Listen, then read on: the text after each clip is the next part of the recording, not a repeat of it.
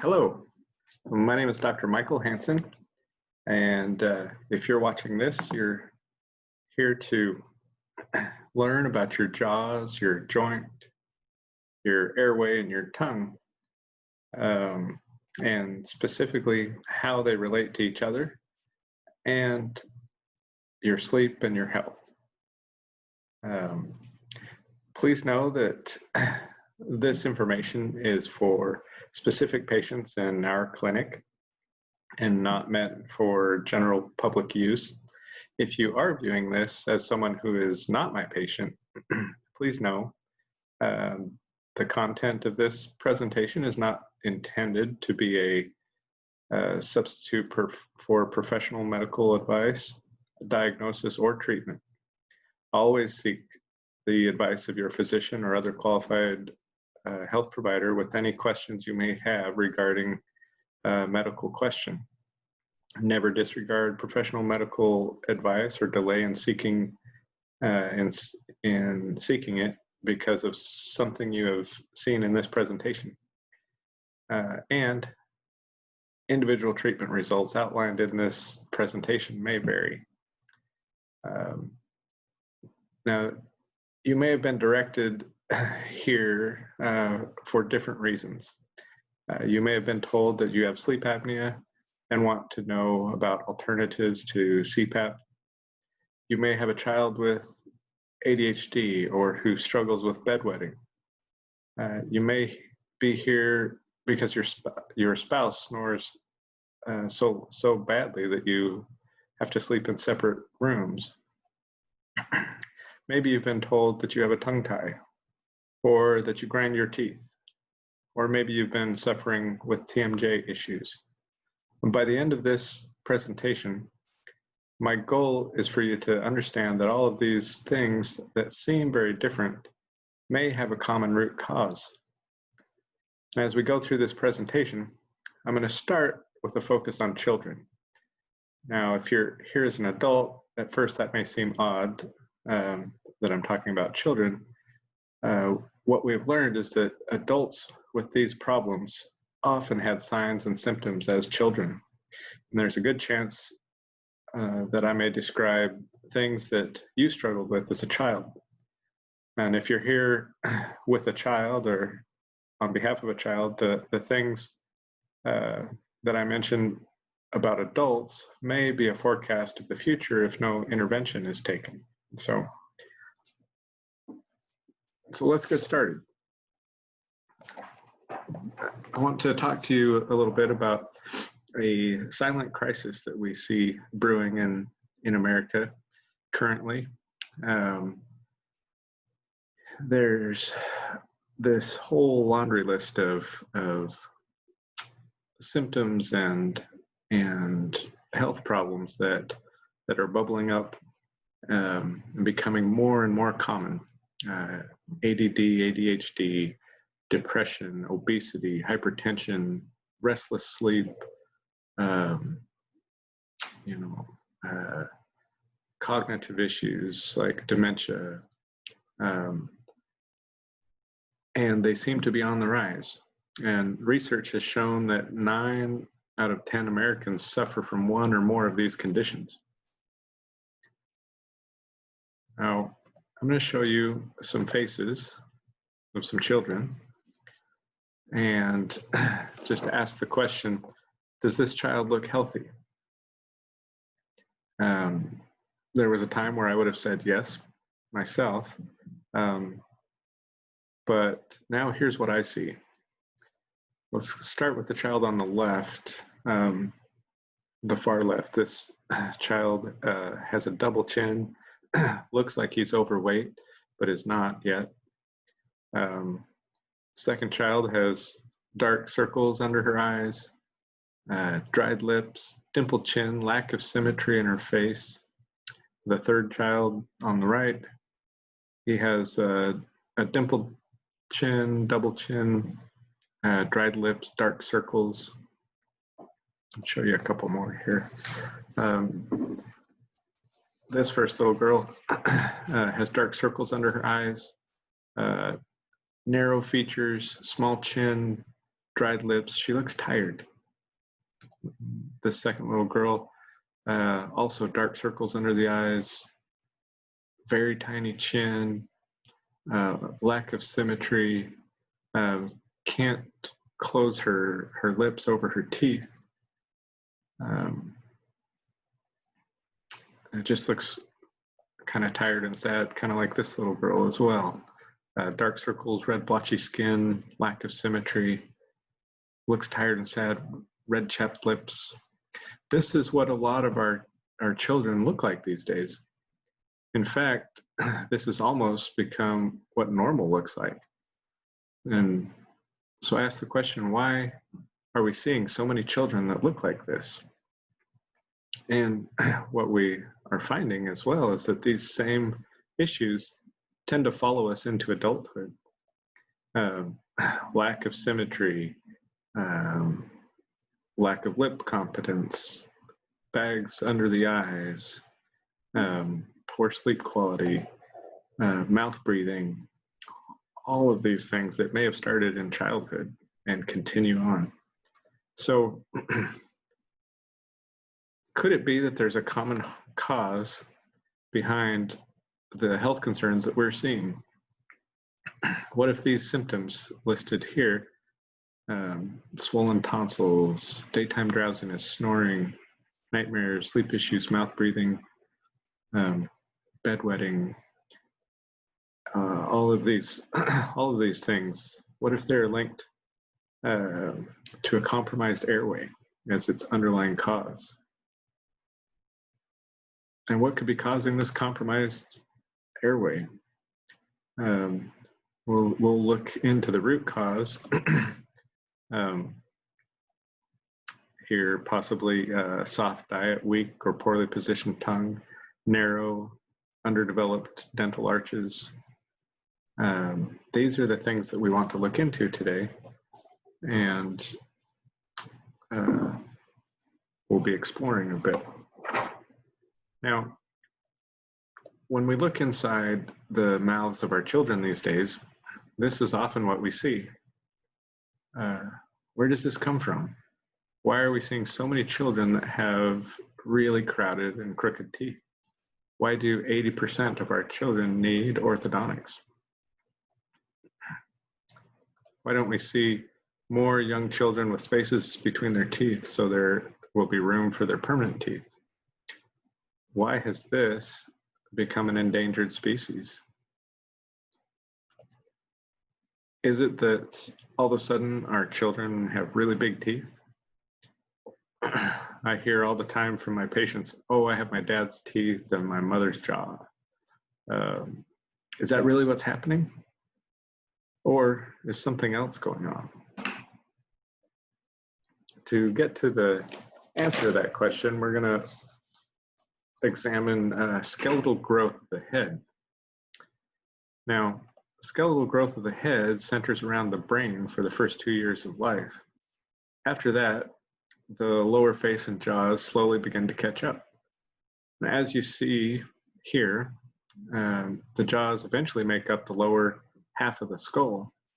And the jaws, of course, remember, are the beginning of the airway and digestive system.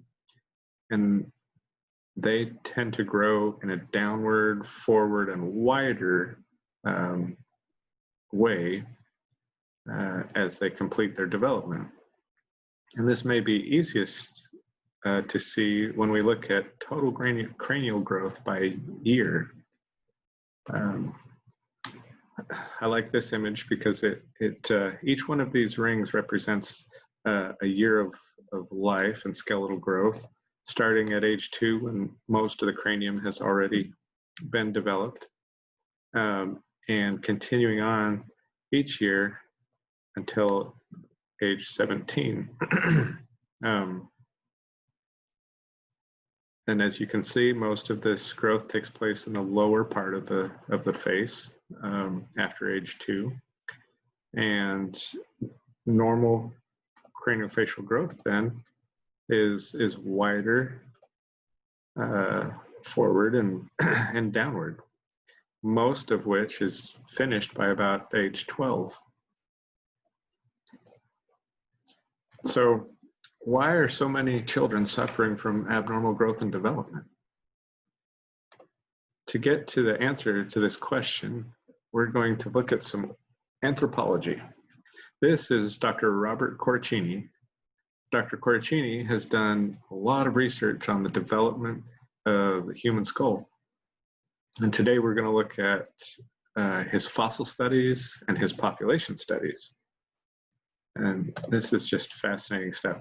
When Dr. Corruccini looked at human skulls from 400 years ago, what he found was that the skulls had bigger upper and lower jaws, and there was room for all 32 teeth. That's including wisdom teeth. There was very little incidence of crowded or crooked teeth. And of course, there were no orthodontists around to make that happen. In the present time, however, very few people have their wisdom teeth. And we don't even have room for the other remaining 28 teeth without them being crowded or crooked.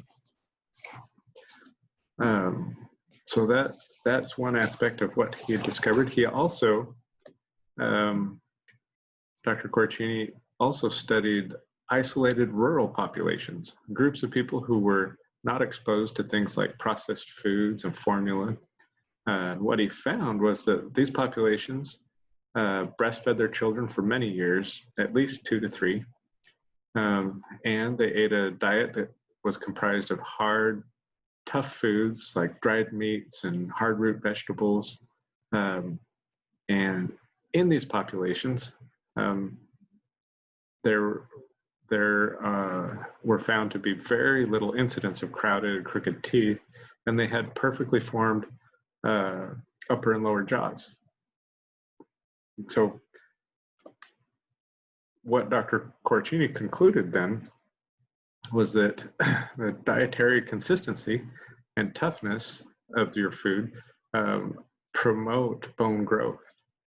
The harder those muscles work, the more they help the bone grow. And when soft foods become kind of the norm in your diet, that malocclusion or crooked teeth take a rapid rise.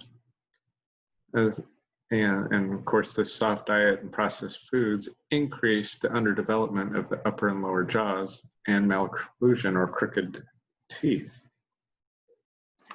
So this might be my favorite part of Dr. Corruccini's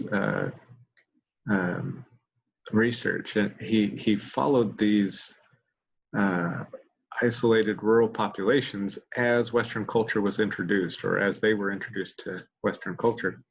And what he saw was that after just one generation of that cultural change and the foods that were introduced, 50% of the population, 50% began to experience an increase in malocclusion or crowded crooked teeth. But by the second generation, 70% were found to have the same. And this jumped in the third generation to 85% of those populations experienced some type of malocclusion. And just for kind of to put that in perspective, the geneticists have told us that it takes 27,000 years for a genetic mutation to express itself in 51% of the human population. 27,000 years, and we're seeing it in one. So how did this happen in just one generation? This tells us that malocclusion is not inherited; it's acquired. This means that crowded, crooked teeth are not caused by genetics directly. It is caused by something else. It's caused by cultural changes. We no longer breastfeed our babies for 2 to 3 years. We no longer eat hard diets. Instead, we nurse our babies for 6 weeks or 6 months if we're lucky. And then move them to bottles and soft foods. like baby food or macaroni and cheese or chicken nuggets or something. This is what we're feeding our toddlers. Melt in their mouth goodness. But this is probably more what it should be. So here's what we know. Most malocclusion is acquired, not inherited. Malocclusion is unique to the Western culture, and that the presence of malocclusion is a key indicator of underdeveloped jaws and underdeveloped airway. Other pioneers in dentistry had come to the same conclusions much earlier as Dr. Corruccini and his anthropological studies. For example, pioneers like Dr. Weston Price, who, like Dr. Corruccini, spent much of his career studying pre-industrial populations and their diets, and came to very similar conclusions. This picture here is of Dr. James Sim Wallace, and he found that an early soft diet prevents the development of muscle fibers in the tongue, and results in a weaker tongue, which therefore cannot drive the primary dentition or the teeth out into a nice wide spaced relationship with fully developed dental arches, which lead to more crowding of the permanent teeth. Dr. Wallace here was highly regarded as the father of preventative dentistry. So we know that a well-developed, strong tongue is important for making sure that our dental arches develop correctly. Not only does the tongue need to be strong, but it also has to have the ability and the habit of resting up against the palate or the roof of the mouth. The roof of the mouth should be the tongue's parking spot when we're not using it for anything else. When the tongue is functioning correctly, it will press up against the palate when we swallow as well. This resting position and pumping action of the tongue when we swallow help drive and maintain the forward and outward growth and size of the upper jaw. If the tongue cannot or will not sit up against the palate, it rests low in the dental arch, in the lower jaw. So when it's sitting up, we get pressure against the upper jaw, as indicated by the arrows here. When it sits low, however, this does not happen and does not receive the stimulation to grow to its proper size, and the cheek and lip muscles have a constricting and restricting effect on the upper jaw. And the result is a smaller upper jaw. It just never grows to its full size potential. And in contrast, when the lower jaw, or when the tongue sits low, it helps drive the lower jaw to get normal sized or even larger than normal, thus creating a size discrepancy between the smaller upper jaw and a normal sized or larger lower jaw. And getting those two to meet up is where much of this problem arises from. Now, sometimes the tongue sits low out of habit, or because the nasal passage is obstructed and will not allow normal nasal breathing. However, sometimes the tongue cannot physically or comfortably sit high up in the palate because the cord, or frenum as it's called, that sits underneath the tongue has the tongue tethered too tightly to the floor of the mouth. Right there. This is an anatomic feature that we all have in the womb and is supposed to recede as we develop. but sometimes fails to recede by varying degrees. And many of us have many of us can be mildly or moderately tongue-tied, or even in some cases severely tongue-tied, and have it missed by our physicians and dentists for years because we've learned to compensate for this impairment. However, even with our compensation, it can have negative consequences. When the tongue cannot rest or press against the palate, it will have a constricting and stunting effect on the upper jawbone itself, as we've mentioned, resulting in, among other things, crowded, crooked teeth. So when your tongue is not strong and fully functioning, you'll end up with a V-shaped Gothic arch and crowded, crooked teeth. When your tongue is strong and functions correctly, you'll have a beautiful U-shaped arch that has room for all of your teeth without being crowded or crooked. Now, an important component to proper tongue function is nasal breathing. When you breathe through your nose, the air is warmed, filtered, humidified, and spun like a centrifuge. This allows your body to pick up richer, cleaner, more abundant oxygen. And when you breathe through your mouth, this doesn't happen. Instead, unfiltered, dry air comes in, hits your tonsils, and what happens? You end up with inflamed, swollen tonsils, which further impact your ability to breathe. In addition, this is a very important part that we've discovered in recent years, that nitric oxide is produced in your paranasal sinuses of the nose. Now, nitric oxide is a very important vasodilator, which further helps our bodies absorb oxygen. And when you breathe through your mouth, the oxygen is not mixed with nitric oxide. So your body does not absorb oxygen as efficiently. Nasal breathing is very important for our bodies and our health. The floor of the nose is also the roof of the mouth. That's important to remember.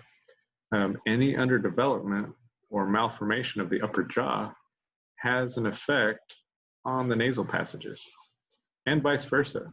When we mouth breathe, it is impossible for the tongue to maintain contact with the palate, and the lips and cheek muscles constrict the development of the upper jaw, as we've shown,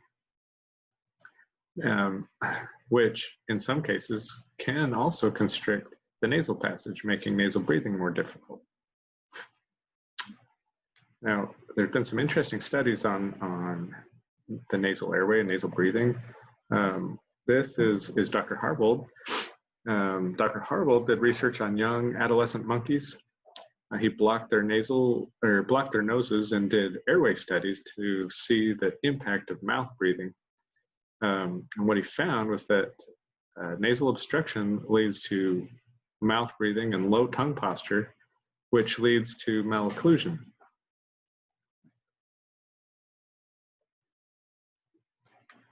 The converse of this is also true. When you have a compromised nasal airway, you breathe through your mouth. And it leads to low tongue posture. And it also causes tonsils and adenoids to swell, further compromising your airway. Now, Dr. Sten Linder-Aronson did studies on children, and he looked at children who were mouth breathers versus children who were nasal breathers, and found that nasal obstruction leads to mouth breathing, which leads to low tongue posture and high rates of malocclusion. So the data transfer across species there from primates to humans, the results seem to be the same. So Here is an image of the maxilla, the upper jaw, highlighted in orange here on the left. And it is the bone that's most directly affected by the forces and situations that we've been discussing so far. Note here that the upper jaw does more than just hold the upper teeth. It makes up part of the nose, sinus cavity, and lower orbits of the eyes. Now, when we're forced to mouth breathe or have a tongue tie or weak jaw muscles from the foods we eat or some other dysfunction of the musculature, it leads to an underdevelopment of the upper jaw and an entrapment and backward positioning. So underdevelopment of the upper jaw and an entrapment and backward positioning of the lower jaw. Now, since the lower jaw is the only moving part, if that upper jaw is small or constricted and the lower jaw is larger, its only option is to compensate by sliding back or back and up into the face or into the head to be able to fit underneath that smaller upper jaw. A day-to-day item like a measuring cup can be a good illustration to this concept and helps us understand why the lower jaw can be larger but still look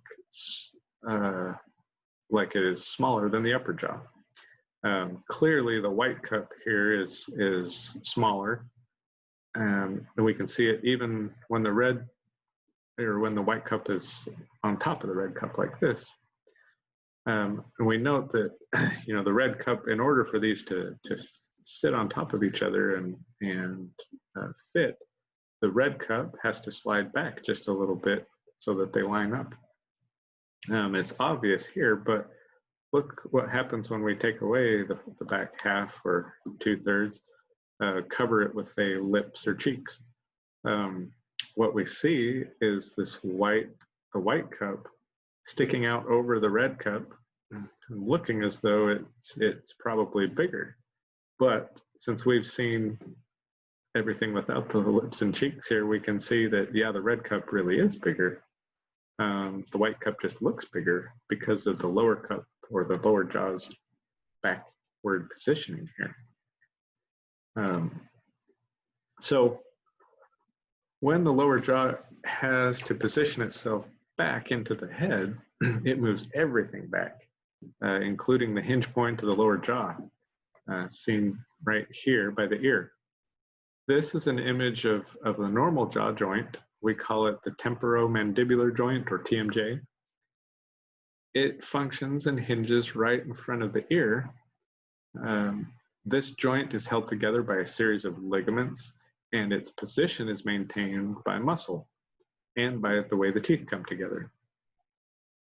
It has a very specialized pad of tissue, seen right here, that we call a disc. The disc's job is to prevent the bones from banging into each other and to create a slippery surface to rotate on. When functioning correctly, the jaw joints should glide easily through a wide range of motion without clicking or popping or discomfort. When the condyle, which is this part right here, the condyle or hinge point of the lower jaw, when it's positioned correctly, it maintains this disc centered over the top of it, and between the two bones, maintains that position throughout all normal movement when you're closed here and when it opens all the way here. It remains in place under normal function to protect the bones from each other at all times. Now, when, on the other hand, the lower jaw has to position itself back because of the smaller upper jaw, the hinge point or condyle also moves back and up. So when this happens, the disc becomes stretched and unstable, and as we move the lower jaw to open or eat or speak, the disc pops out of place. This is called disc displacement. And when the disc pops out of place, or it pops or clicks, the ligaments become strained, and the muscles responsible for maintaining a proper joint and disc position become hyperactive in an attempt to restore the disc back to its proper place. When they wear out, they start to recruit other muscles. So the muscles know that if they can get the joint, especially that condyle, the hinge point, down and forward, it'll be happy. But they can't because the upper teeth are in the way. So the muscles recruit more jaw closing muscles to help with this, and we begin to clench and or grind our teeth. This process of clenching and grinding is called bruxism. Now, bruxism wears down the enamel of our teeth. It shortens the lifespan of our dental work, can make teeth very sensitive, and can cause quite a lot of pain. Now, speaking of pain, at the backside of that joint is a complex series of nerves in here. We're looking specifically right back here. Nerves and blood vessels that run along the back wall of the joint next to the ear. When the joint is positioned properly, the bone never touches these nerves and blood vessels.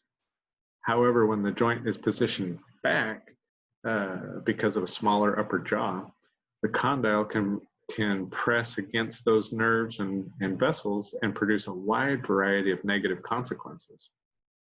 This can be a very common source or trigger point for migraines and other neurovascular anomalies. If the condyle pushes far enough back to distort the ear canal, it can produce ringing in the ears, also known as tinnitus, or even vertigo. Now, let's look at how this same retrusive problem with the jaws can affect the airway.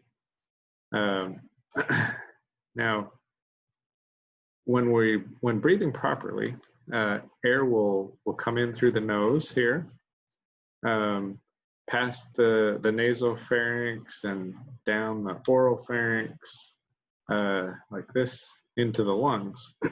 That's kind of the normal paths that we intake air in, why they call us obligate nasal breathers as humans.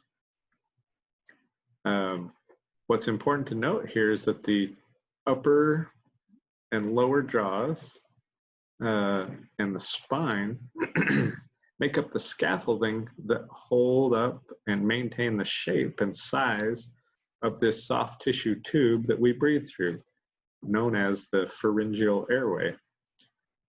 If the jaw bones are underdeveloped or pushed back, it has a direct and negative and constricting effect on the airway. Here are examples of the scans that we take to look at this. The two on the left are of the same person.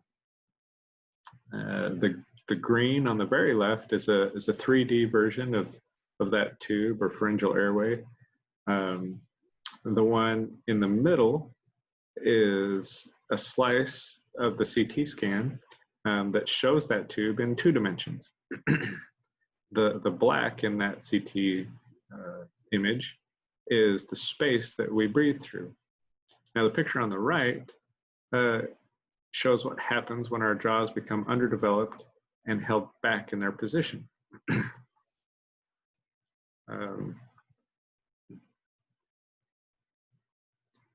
They take the tongue, so basically when the upper and lower jaws, or both, the the upper jaw or the lower jaw, are held back in their position. They take the tongue, the soft palate, and the surrounding tissues and push them back against the cervical spine and compress that airway into a smaller tube to breathe through. The result of that compression of the pharyngeal airway, or the result is a compression of the pharyngeal airway from something that should be wide open like this to something that is very constricted like this. And now you can also see from this picture that when we have a well-developed airway, our heads sit back directly over our spine like this. But when our airway is compromised, we compensate by leaning our heads forward in this forward head posture to try and open our airways to be able to breathe, much like what we would do for CPR. And this forward head posture carries significant consequences over time for the spine.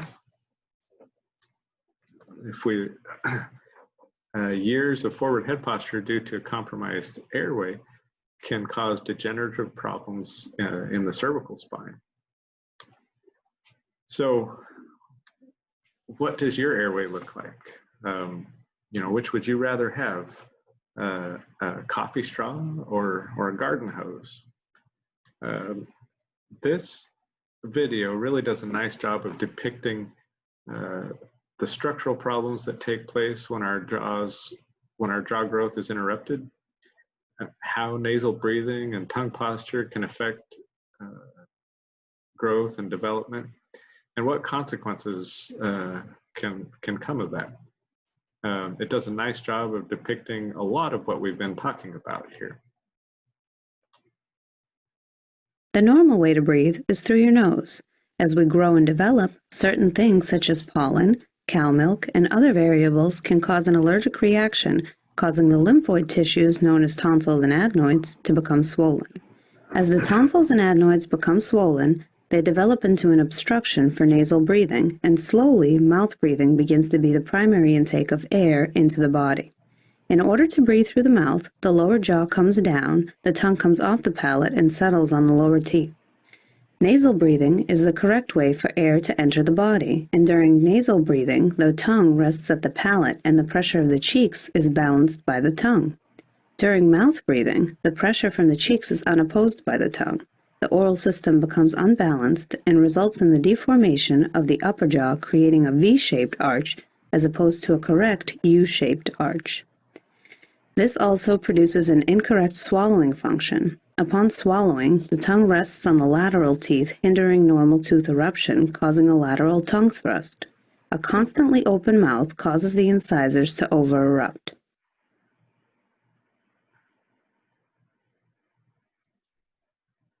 The result is a deformation of the lower arch known as the bicuspid drop-off. The result of this deformation of the upper and lower arches is the presence of premature contacts upon closing, which shift the lower jaw distally off of the physiologic trajectory. The narrowing of the upper arch pushes the lower jaw back. This forces the TMJ condyle to shift distally while the TMJ disc shifts forward.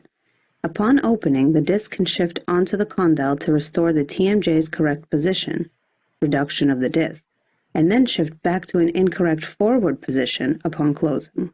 This is what causes a reciprocal click. In addition, the muscles could be in a state of hypertonus or spasm, which can result in tension headaches. An incorrect position of the lower jaw can result in parafunctional activity of the muscles, such as clenching and grinding. Over time, grinding can result in severely worn-down teeth. As a result, the teeth become even shorter, the lower jaw shifts distally even further, and the vertical of the bite decreases. In time, joint degeneration occurs. The joint becomes deformed, and the ligaments of the joint become damaged. As a result, the TMJ disc can get trapped in front of the condyle. While the click may go away, limited mouth opening will occur.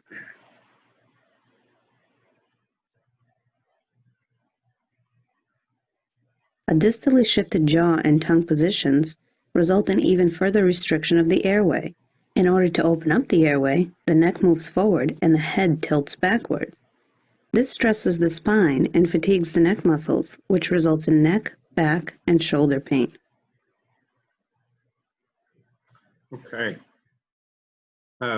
So let's talk some more about the consequences of that narrowing airway.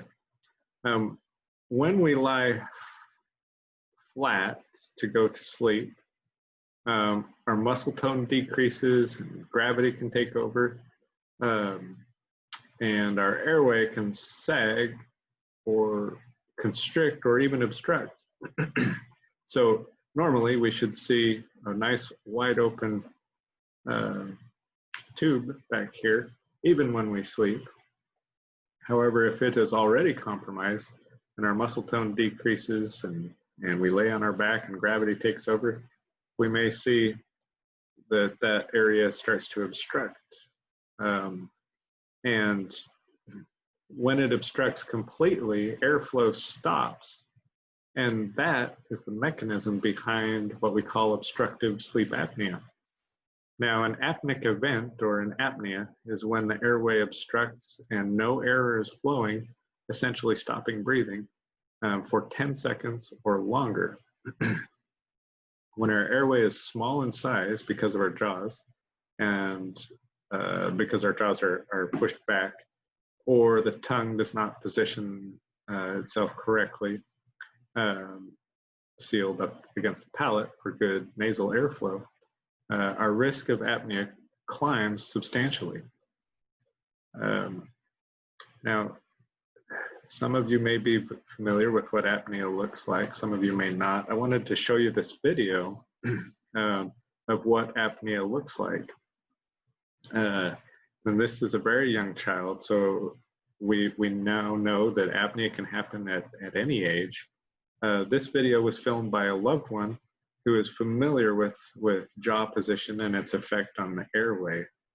But just take a look at this. Now he's holding it. That was holding it. He's still holding it. He's trying to take in air. There he goes.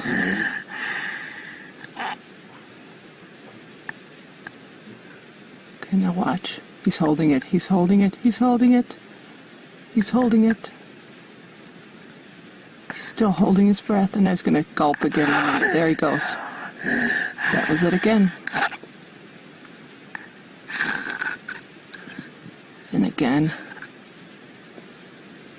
He's holding. He's holding. He's trying to, there he goes. So this has been 3 minutes and 15 seconds, and you can see how many episodes he's had of not getting calm breaths in. Now watch what happens when I take his jaw and I just bring it forward. If I can, let's see if I can. And I open his airway. Just bringing his airway forward.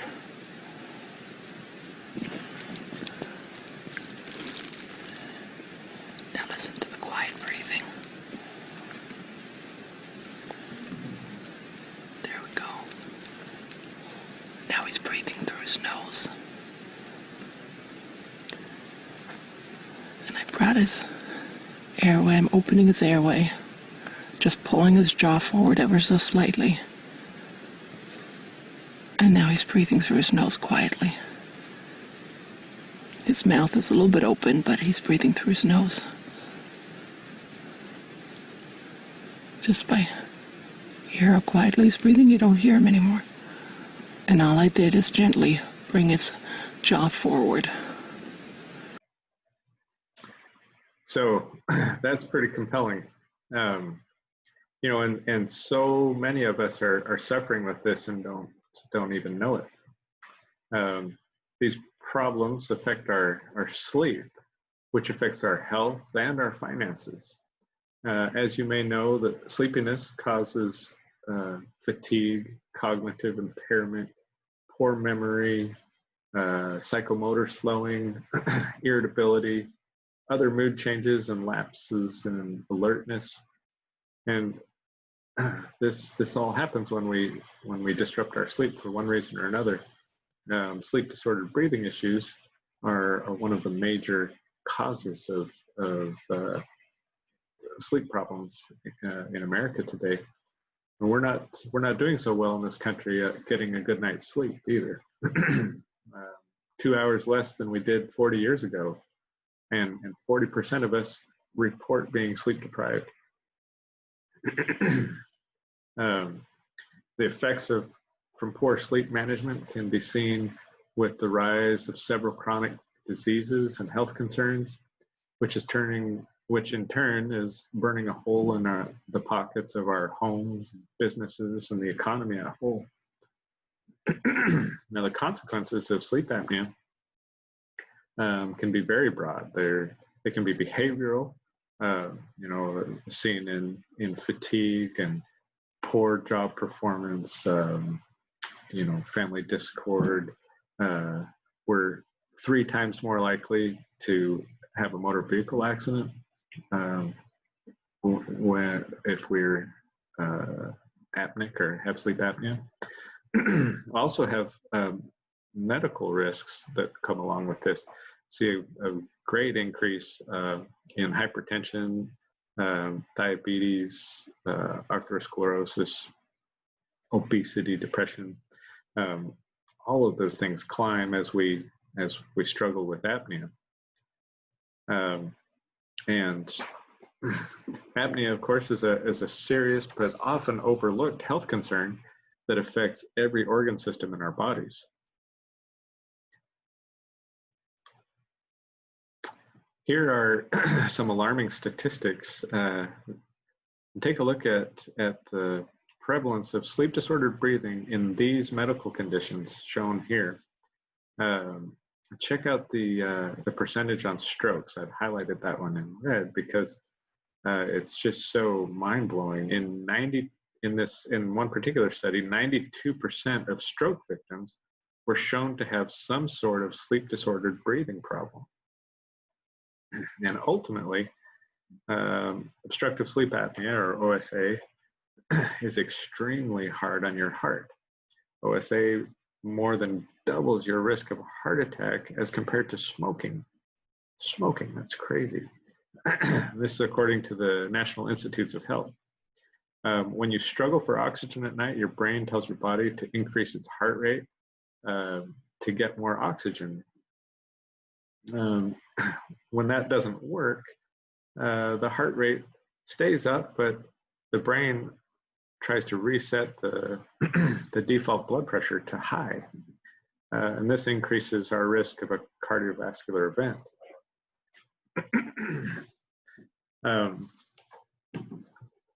Now, pediatrically, we often respond a little differently. And we're going to take a sidestep here for just a second to talk about some of the less obvious consequences of the changes to the JAWS we've been talking about. So how does all this connect to ADD, ADHD? When you have a child who is mouth breathing and has a small airway, it impacts how the child is able to sleep, and they may experience restless sleep and nighttime arousals. When the child does not get a good night's sleep, it impacts their life.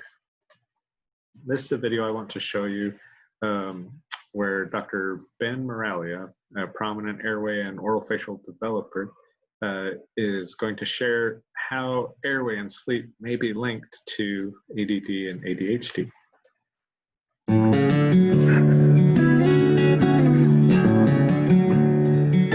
Now take a child, alter their quality of breathing and sleeping. And the real big issue now is how will they be during the day? So now you take a child who's 5, 6, 7, 8, it doesn't matter. Their issue has begun years ago. So it's not like you had 1 or 2 bad nights of sleep. You've had a poor quality of sleeping and breathing for years.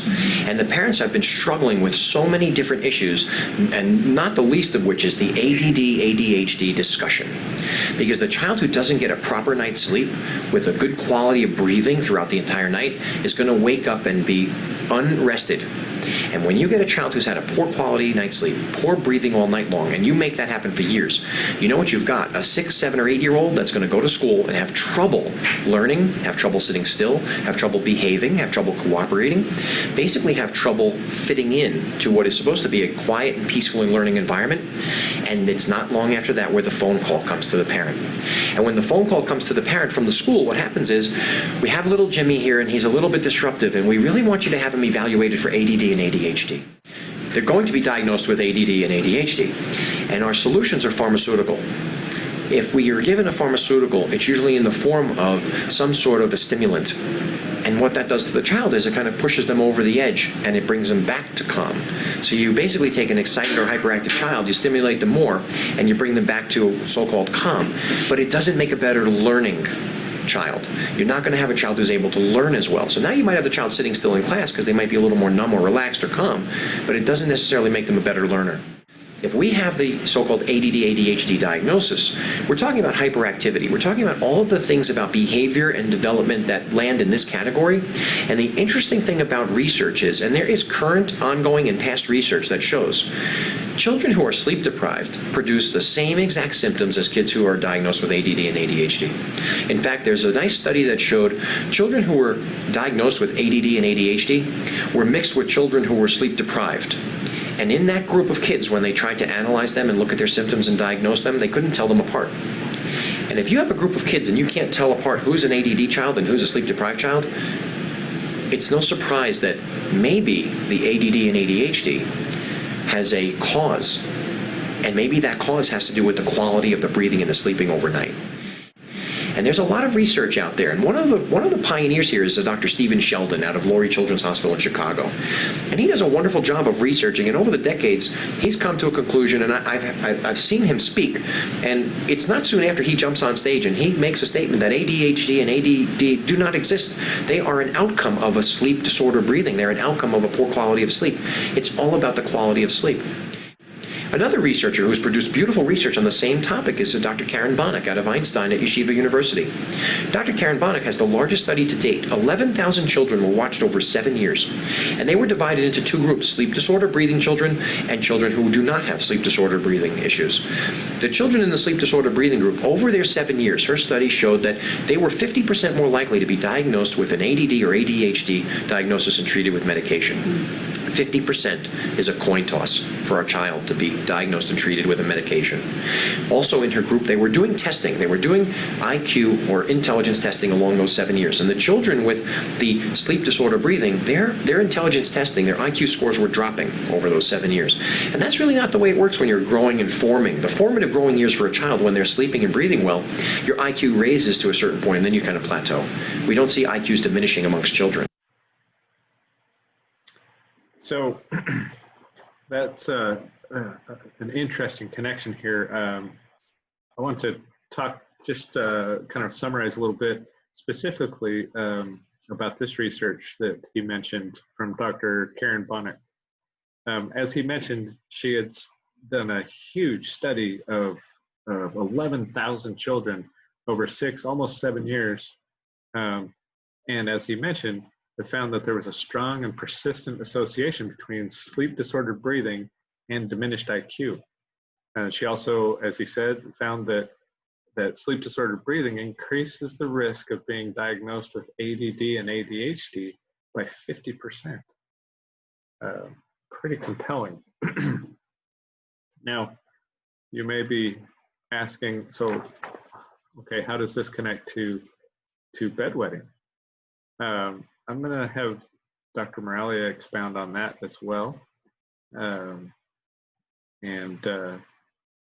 here's what he has to say on that.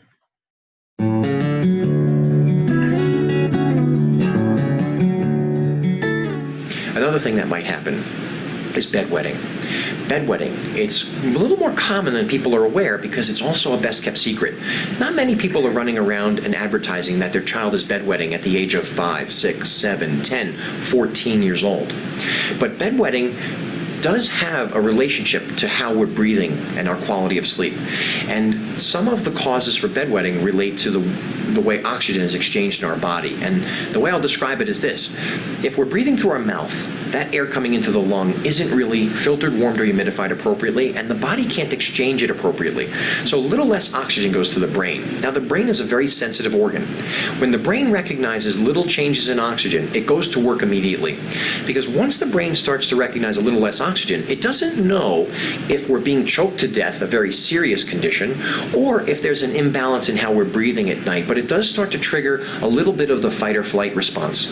And a little bit of the fight or flight response means the brain's going to look at the body and say, all right, if we've got a little bit of an oxygen issue going on, I'm going to pull oxygen from something that it picks to be unnecessary right now and maybe deliver it somewhere that might be more important, planning on the rare occurrence as if the oxygen was going to stop.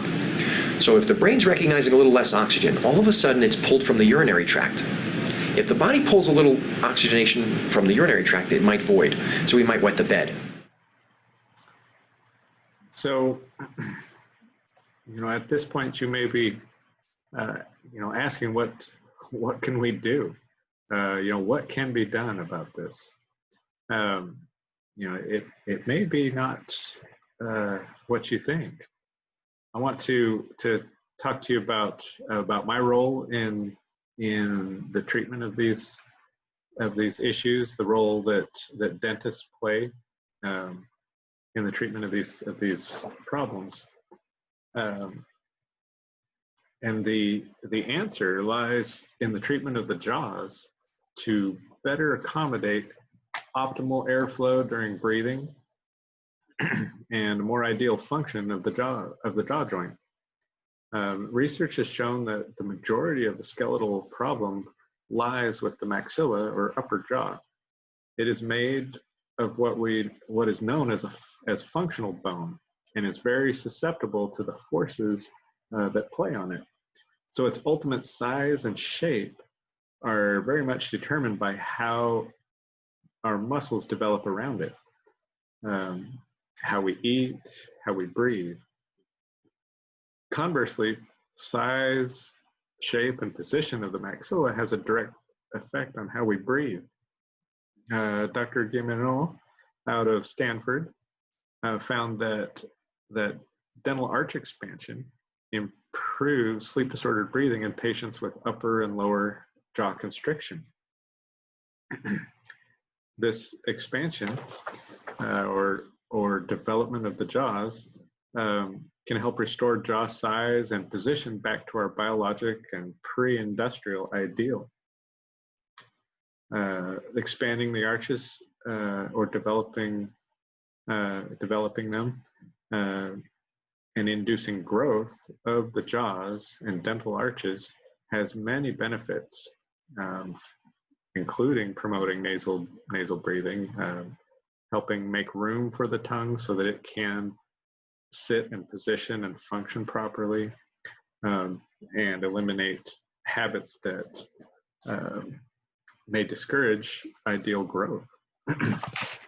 Now, this treatment can be done non-surgically, non-invasively, using oral appliances, and can have significant benefits. We use a variety of oral appliances in my office, like the Vivos DNA and mRNA system, to non-surgically grow the jaws and airway. They stimulate stem cells in the ligaments of the teeth and the sutures of the bone and induce bone growth.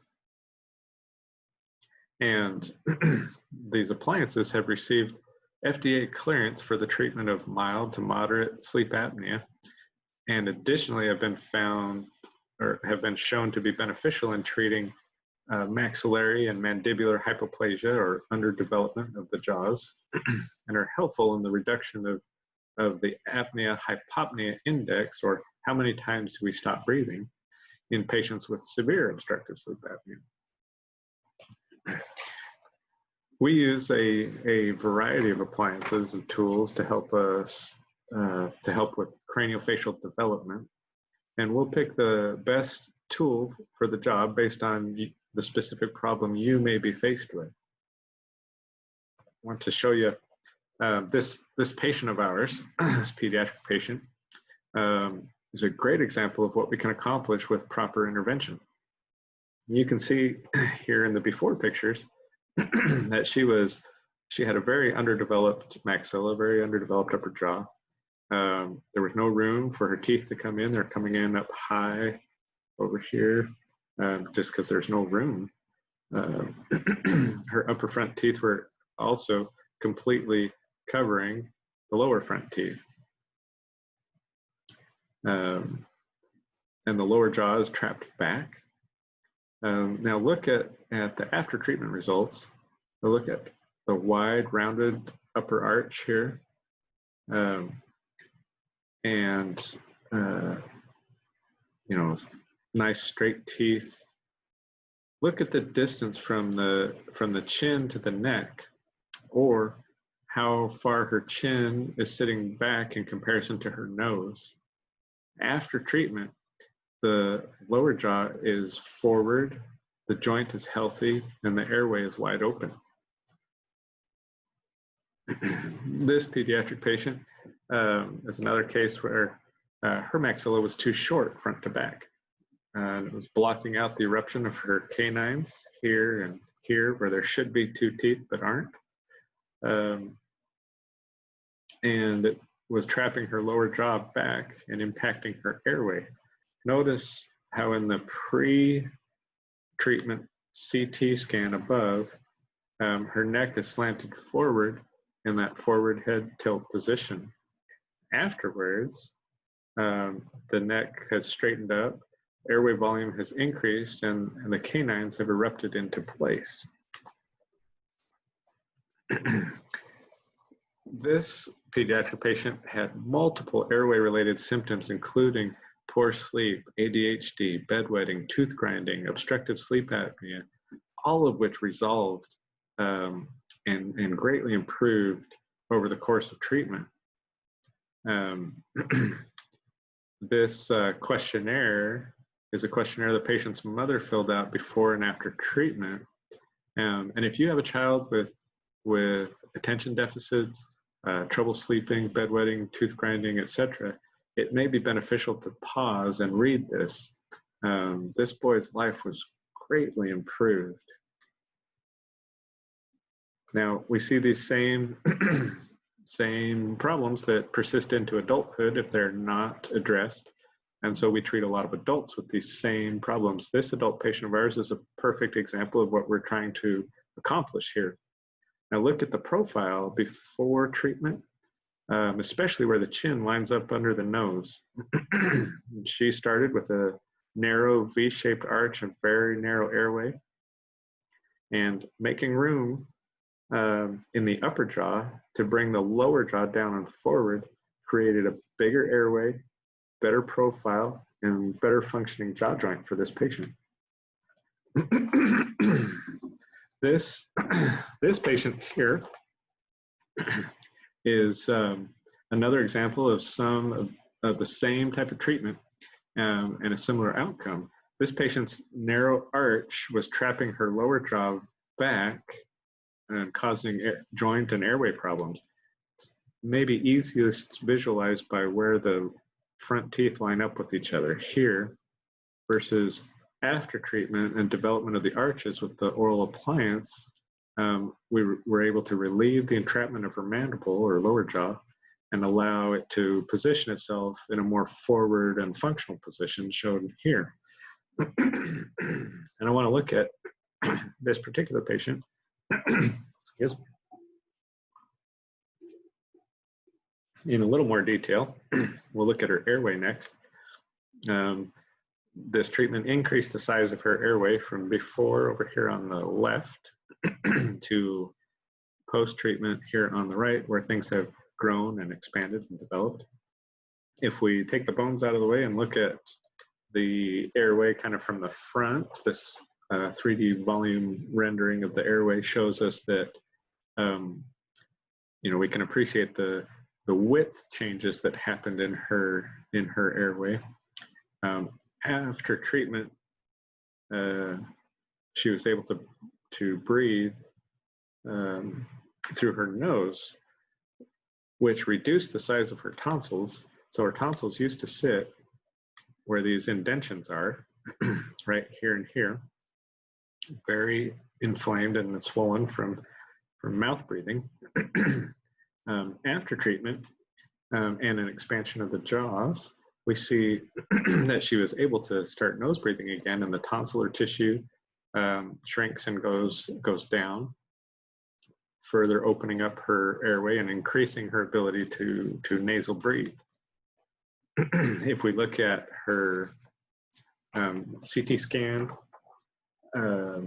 we're increasing the size and improving the jaw position, as well as training the tongue how to position itself, and it significantly improved her airway volume.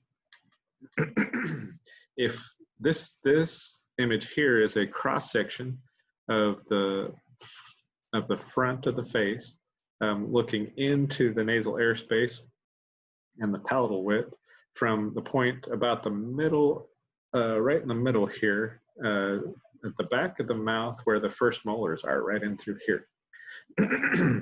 We see that for this patient, just a subtle change of almost 3¼ millimeters of width to her maxilla produced the changes that we're seeing. And remember how I'd said that the roof of the mouth is also the floor of the nose? This treatment increased the space on either side of her nasal septum by 1.5 millimeters, roughly, which doesn't seem like much, but it made a significant difference in her ability to nasal breathe, and the benefits of which we saw just a couple slides ago. And finally, her jaw joints, or TMJs, were able to move from a back and up position, shown here for the left joint and here for the right joint, to a down and forward position, shown here for the left, or excuse me, for the right, and here for the left, relocating her disc and aligning her ligaments so that it no longer clicks, pops, or causes pain. And these are the results we're trying to achieve with this craniofacial oral appliance therapy, and it can produce some significant quality of life changes. So right now, you may be thinking that this sounds a lot like me. Sounds a lot like yourself, or your child, or your spouse. So you might be asking, what can be done?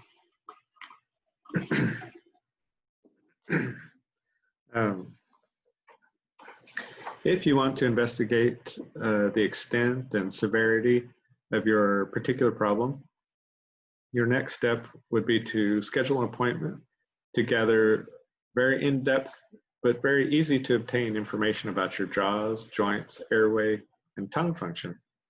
We send that information off to airway, orthodontic, and orthopedic labs that we work with to be analyzed. We will meet together a few weeks later to sit down and discuss our findings and our recommendations. We will customize the treatment that is specific to your problem and work with our interdisciplinary team of myself, sleep physicians, myofunctional therapists, ear, nose, throat surgeons, and more to produce the most optimal outcome possible for your case. This last airway I want to show you is very important to me. It is my own. I too have suffered from severe obstructive sleep apnea and joint problems in the TMJ. I have undergone this same appliance therapy that I'm speaking to you about today, and have seen vast improvements in my own life. I have experienced many of the same symptoms that may have led you to watch this presentation. And I feel that my own journey has given me a unique and empathetic perspective on what my patients experience. And I look forward to investigating these things with you and discussing them more in person. So I thank you for your time, and and watching this, and look forward to meeting with you. Thank you.